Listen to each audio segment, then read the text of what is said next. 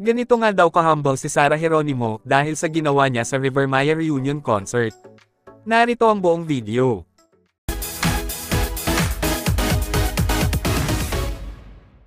Sinuportahan nga ng mag-asawang Sara at Mateo Guidicelli ang River Maya sa kanilang reunion concert dahil na din sa kapwa coach noon ni Sara sa The Voice, na si Coach Bambo. Ganito nga daw talaga ka-humble si Sara at Mateo. Dahil sila nga ay nagmistulang mga fangirl at fanboy.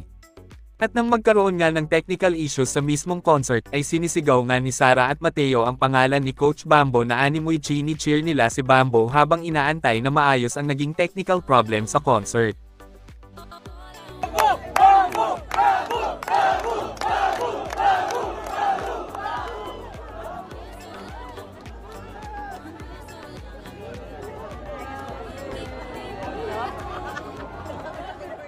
Ganito pa din nga, magpahanggang ngayon, ang Asia's popstar royalty.